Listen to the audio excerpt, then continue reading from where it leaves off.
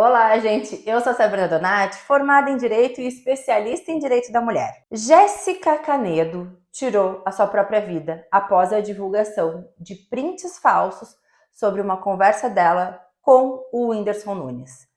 Muitas pessoas na internet resolveram apontar um único culpado pela morte da Jéssica, o perfil Choquei. Só que, na verdade, precisamos analisar o todo da questão e entender de quem seria a real culpa da tragédia, com a Jéssica e com muitas outras pessoas, como o Lucas, filho da cantora Valéria, o Paulo, um influenciador trans, e alguns deles nem passaram pela Choquei. Então, a gente precisa conversar sobre o caso Jéssica Canedo, o incentivo a tirar a vida e a regulamentação da internet. Mas para isso, antes, você vai se inscrever no canal, ativar o sininho, mas também compartilhar esse vídeo para que as pessoas conheçam o canal e se informem em lugares responsáveis. Eu imagino que nem todo mundo saiba da história, então vou começar contando o que aconteceu com a Jéssica. Ali pelo dia 18 de dezembro, uma página de fofocas, a garota do blog, postou um print de uma possível conversa entre o Whindersson Nunes e a Jéssica Canedo. A história é de que a Jéssica teria enviado esse print para uma amiga e, ao que tudo indica, a amiga teria divulgado o print. Primeira coisa, antes da gente continuar a história. Divulgar print sem autorização da pessoa envolvida é crime. Artigo 153 do Código Penal. Divulgar alguém sem justa causa conteúdo de documento particular ou de correspondência confidencial de que é destinatário ou detentor e cuja divulgação possa produzir dano a outrem. A pena é detenção de 1 a 6 meses ou multa. Só que fica pior. O print era uma mentira. A tal página entrou em contato com o Whindersson, o próprio fez até um vídeo depois do acontecido, contando isso, inclusive, e ele conta que negou que aquela conversa existia e a página disse que então não iria postar. Mas, não sei se foi a mesma página, postou. E as pessoas, não contentes em comentar no perfil das páginas que postaram, foram xingar a menina lá no perfil dela. A Jéssica chegou a fazer um texto pedindo que as pessoas parassem de atacá-la. Contou que a conversa era uma mentira e que nem conhecia o Whindersson. Mas mesmo assim, as pessoas continuaram os ataques. A mãe da Jéssica implorou para que as pessoas parassem, pois a Jéssica tinha problema com depressão. Já tinha tentado tirar a própria vida e a mãe estava com medo de que acontecesse isso novamente. Mas no dia 22 de dezembro, a Jéssica tirou a própria vida, porque não aguentou tudo que estava acontecendo. Aí, a partir desse momento, as pessoas quiseram então encontrar um culpado e a página Choquei foi a escolhida. E o que os juízes da internet fizeram? Começaram mais uma avalanche de xingamentos, agora voltados a um dos donos da página. Só que a gente precisa analisar tudo isso. Como eu já disse, postar prints sem autorização da pessoa é crime. Mas existem outros lados dessas histórias da internet que é preciso prestar atenção. É fácil apontar só um culpado, mas nesse tipo de situação são vários os fatores problemáticos. As páginas de fofoca são um nicho muito específico e que nem todas as marcas estão dispostas a fechar publicidade com elas. Vocês sabiam disso? Então, elas precisam ter um número absurdamente alto de seguidores e um enorme engajamento para conseguir vender o seu perfil. Aos poucos, os donos das páginas começam a entender o que mais dá curtidas e comentários e a partir disso começam a ficar sedentos para que pessoas específicas deem notícia para que gere mais engajamento. E o Whindersson é uma dessas pessoas. E ele mesmo fala no vídeo que gravou no seu perfil sobre o assunto e diz ter ciência e preocupação por causa disso. Mas o print que foi inventado e postado fala sobre uma menina completamente desconhecida, só que com detalhes bem específicos sobre ela.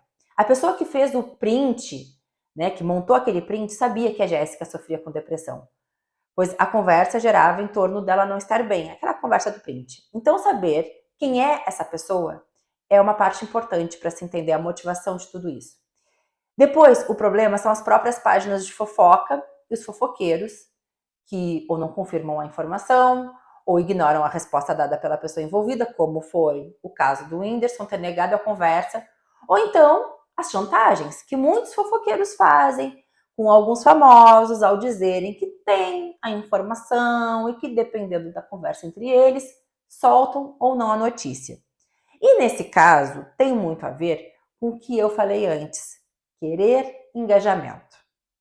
Naquela semana, o Whindersson, além de, por si só, já chamar a atenção, estava em evidência com o documentário da Luísa Sonza, em que ele aparece e fala sobre como era a relação deles. Então, tudo que as páginas que vivem desse tipo de fofoca queriam era uma notícia que envolvesse o nome dele.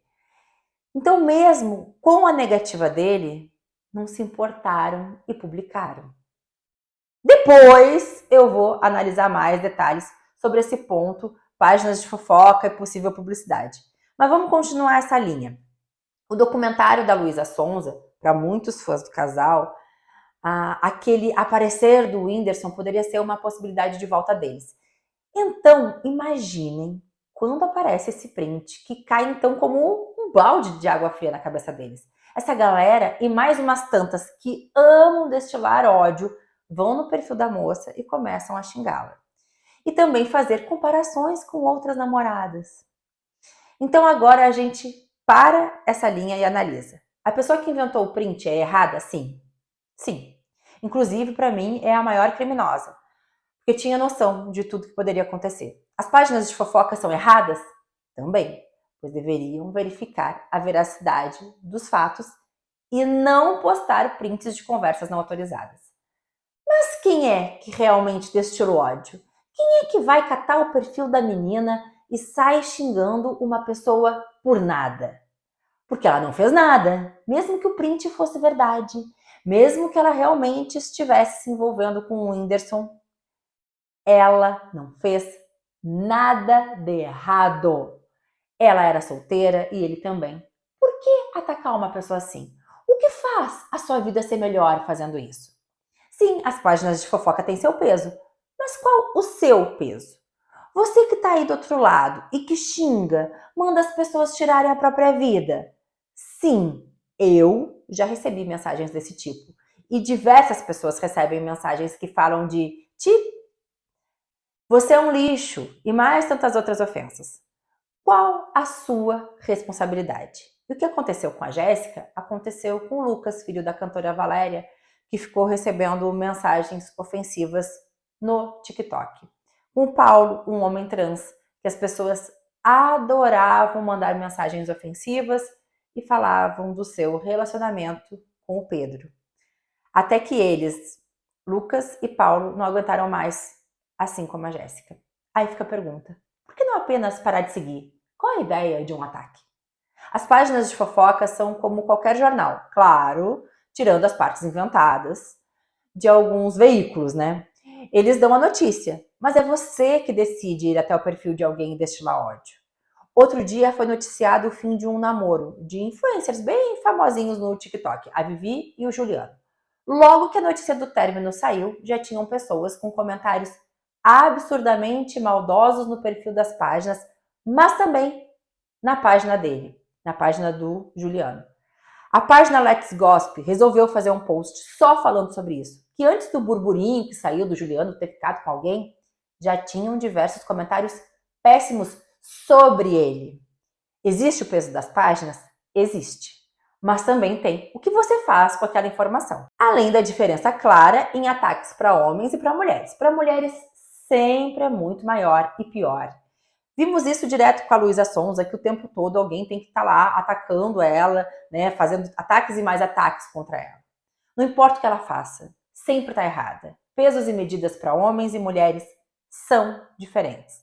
Mas, claro, temos ainda o recorte racial e orientação sexual, visto o caso do Lucas e do Paulo. Eu sou uma pessoa que acompanha muito futebol e vejo os constantes ataques contra as comentaristas e repórteres mulheres.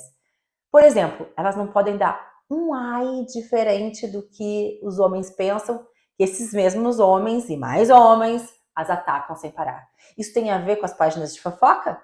Não. Isso tem a ver com pessoas que só querem destilar seu ódio e depois, se acontece algo grave, elas vão querer apontar o culpado para tirar o próprio peso da sua responsabilidade. Mas vamos analisar o ponto que falei antes sobre as páginas de fofoca e as publicidades. Porque o que acontece e que vocês não sabem, perfis de fofoca não são os mais visados para fazerem publicidade. Exatamente por muitas empresas acharem que pode não ser legal para sua imagem. Só que teve uma pessoa, Murilo Enari. Você sabe quem é Murilo Enari? Se você não sabe, ele conseguiu atingir o propósito que ele queria. O Murilo é um criador muito antigo da internet, mas se você for no perfil dele hoje, não tem nada, nenhuma única foto. Ele é dono, ou pelo menos era dono, de 2 perfis de fofoca, o Miga Sua Louca e o Babados. Murilo é amigo de todos os grandes perfis da internet, como GK, Álvaro, Lucas Rangel e mais uma galera.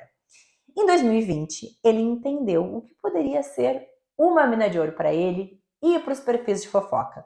Que todos se juntassem e fizessem a banca digital. Diferente do que alguns vídeos rolaram por aí sobre a Mind, a Fátima Pissarra, que é a CEO da Mind, o verdadeiro dono da banca digital é o Murilo e não a Mind em si. O Murilo virou sócio da Mind com a banca digital, que ele é o CEO, pois conseguiu levar para as marcas um estilo diferente de publicidade que só os perfis de fofoca conseguiriam oferecer. Publicidade em massa para dar a ideia de que todo mundo só está falando naquilo. No BBB 20, isso começou, mas se fortaleceu no BBB 21, que tivemos uma vencedora super antecipada com a ajuda desses perfis e com números exorbitantes. Só para deixar claro, tá? Eu não estou falando que a vencedora contratou o trabalho da banca digital. Na verdade, a banca digital não foi contratada, mas foi uma forma de mostrar o seu potencial. Deu para entender? Ah, Sabrina, mas a Mind então é santa? Não estou falando disso. Pois a Mind achou o produto do Murilo interessante e importante e incorporou na sua empresa. Tanto que o Murilo agora trabalha com a parte de música da Mind, que há pouco tempo comprou a Billboard Brasil. E como é tudo da empresa Mind, ela tem responsabilidade. Mas qual o problema de alguns perfis de fofoca trabalharem em massa? Não com a divulgação de publicidade, mas sobre as fofocas em si. Porque eles têm o poder de construir uma narrativa que pode ser tanto para o bem quanto para o mal. E a partir daí teremos o efeito manada. Só que isso não é exclusivo das páginas de fofoca. Isso também acontece a partir de canais grandes ou pessoas muito conhecidas com números altos de seguidores que acabam usando da sua influência para atacar pessoas. Porque precisa ter responsabilidade quando se trabalha na internet.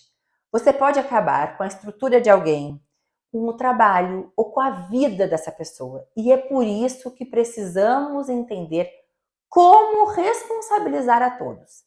E nada disso que eu falei aqui tem a ver com o viés político, pois tanto os perfis de direita quanto os de esquerda fazem uso desses ataques em massa. Apontar para um lado é cometer um erro gravíssimo. E é por esse motivo que precisamos falar em uma legislação mais rígida para punir e acabar com fake news, mas também com disseminação de ódio e incentivo de ataques orquestrados. Mas já temos lei vigente que é usada como o artigo 122 do Código Penal, que foi acrescentado em 2019, que fala sobre induzir, instigar ou auxiliar que a pessoa tire a própria vida ou que se automutile com pena de 6 meses a 2 anos e que pode aumentar se a conduta é realizada por meio da rede de computadores, de rede social ou transmitida em tempo real. E também tem aumento de pena em metade se o agente é líder ou coordenador de grupo ou de rede virtual. Além disso, temos em discussão o projeto de lei com combate à fake news PL 2630 de 2020, que a intenção é combater a desinformação e condutas de má-fé que propagam informações falsas com o intuito de prejudicar e levar ódio a alguém ou a um grupo. e que não tem a ver com limitar a liberdade de expressão, pois uma coisa é você dar sua opinião, se ela não for um crime, né? E outra é passar como notícia, como se verdadeira fosse, mas é algo que só tem a intenção de manipular e é sabidamente falso, que é o que mais acontece em diversos perfis, canais e até jornais. Então, o caso da Jéssica e tantos outros não tem apenas uma pessoa responsável, são várias. E se você é uma pessoa que faz ataques na internet, também a culpa é sua. E por isso precisamos de leis para punição e uma justiça eficaz, para que tanto perfis de fofoca como canais e influenciadores aprendam a ter responsabilidade. E agora, me conta nos comentários o que você já sabia sobre isso e qual a sua opinião. No final desse vídeo, eu quero deixar um grande beijo, um abraço, que Deus conforte o coração da família da Jéssica, porque eu imagino que não deva estar sendo fácil e peço que a justiça seja feita. Um beijo e tchau, tchau.